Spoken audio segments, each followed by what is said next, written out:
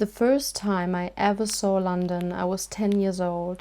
I arrived on a cramped night bus all the way from Germany for a school trip, staring out the window at these massive, unfamiliar streets. If you had told that little girl that she would actually call this home one day, she never would have believed you. By the time I turned 14, that quiet fascination had grown into a concrete dream. I knew I wanted to build a life in an English-speaking country. So at 18, I took my first leap of faith and moved to California as an au pair. It was the start of an entire decade of trying to find where I belonged.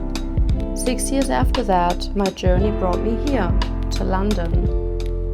I arrived alone, with one suitcase and a lot of hope.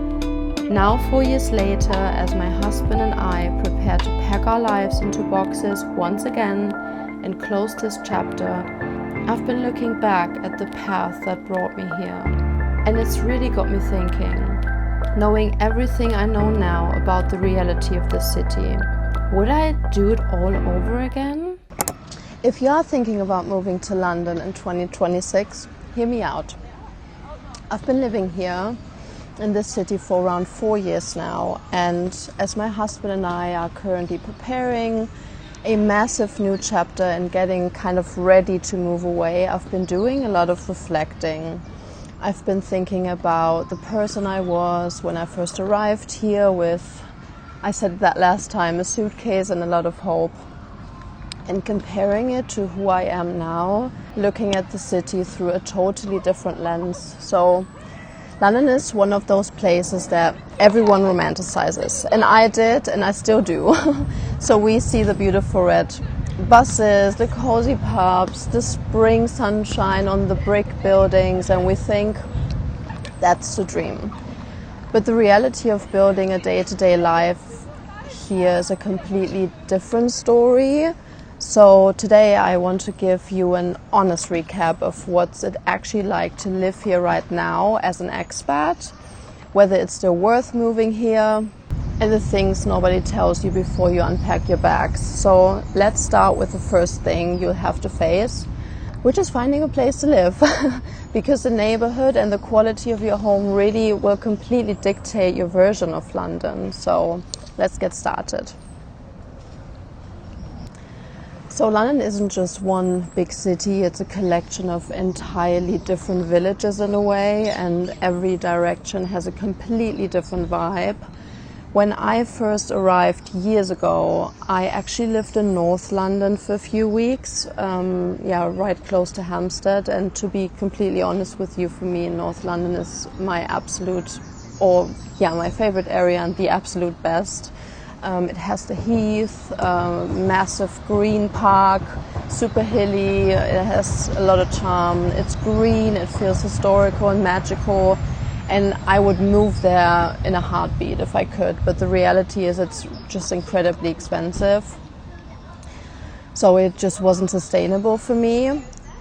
Then you have East London, which is very hipster, very artsy, but maybe a little bit too grey for me, I don't know, depending on what you like. Can be fun. And South London is just more party, pop culture, very British, very vibrant, but not really the scene I'm looking for at the moment, but fun to meet people. Yeah, I don't really do late nights and the crowded pubs. I feel like I'm such a grandma, even though I'm only 30 years old, which is how we, I guess, ended up in West London. West was a bit cheaper for us compared to North. It can be quite expensive, but we found a good spot. And it really gave me the specific vibe I was looking for.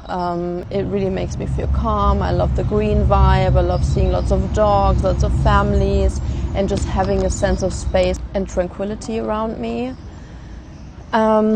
So to give you a real idea of what to expect, logistically, we live in a traditional Victorian house that has been converted into 3 separate units. 2 other families live on the first and second floor, and we are right at the top, in the top floor flat.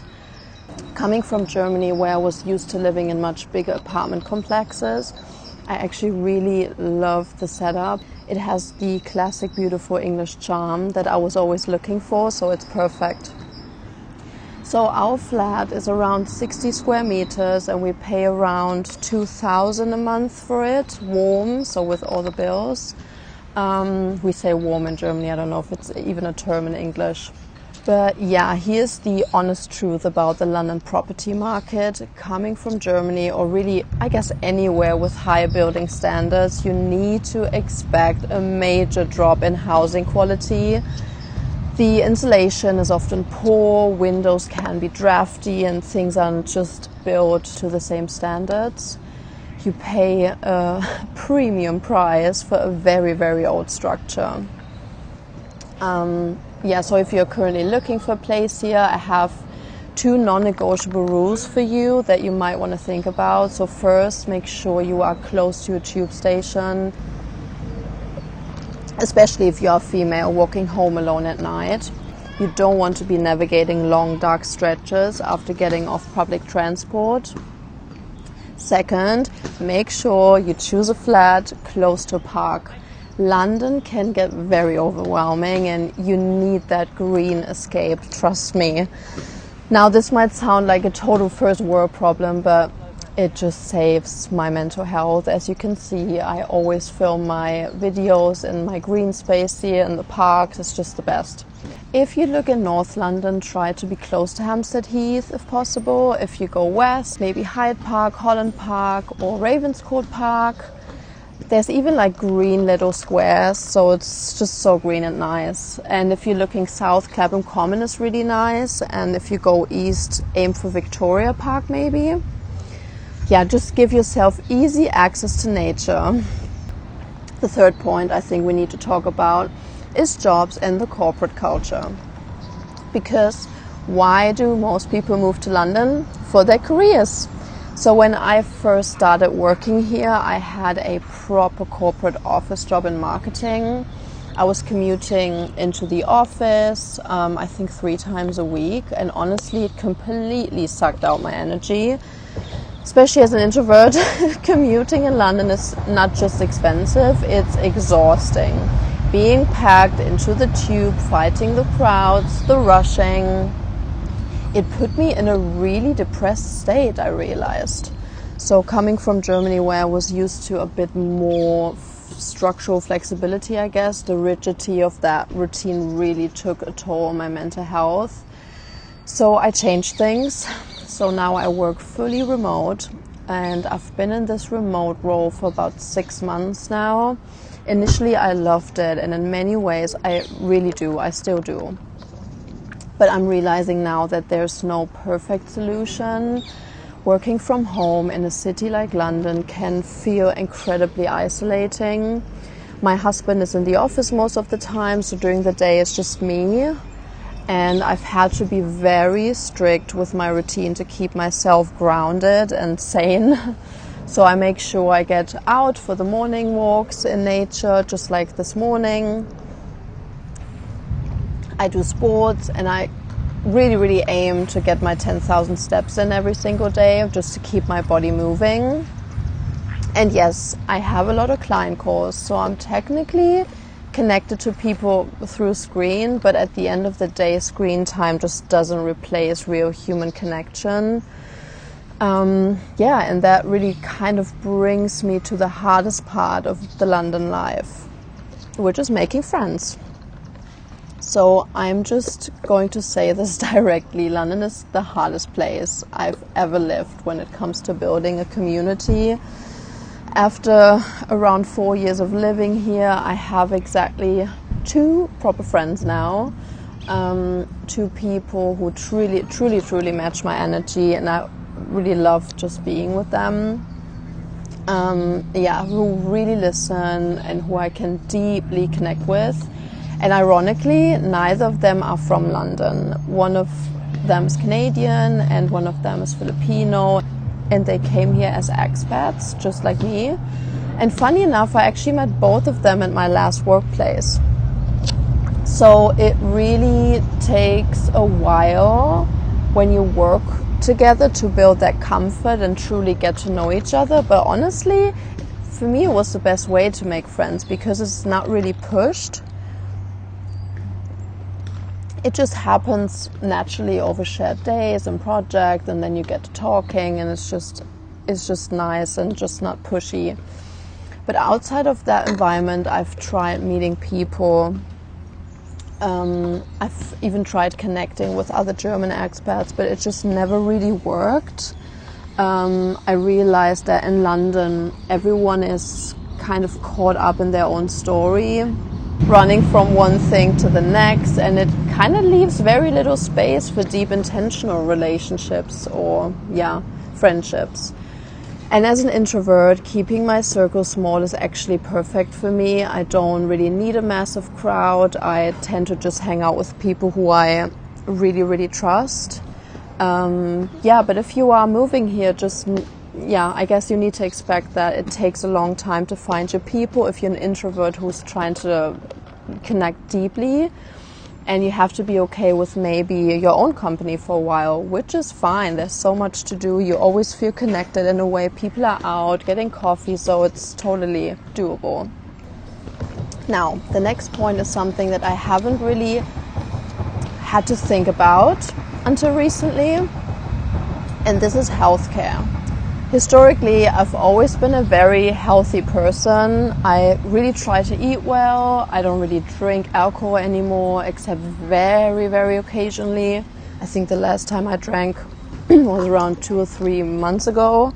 But coming from a European country, especially Germany, you are used to a certain standard of healthcare. You are used to feeling seen, feeling heard, and having direct access to a specialist, I guess. In Germany, if you have an eye problem, for example, you go to an eye doctor. Really easy, really straightforward. In the UK, the system is completely different, and it can be a massive shock. Everything here is kind of gate-kept by your GP.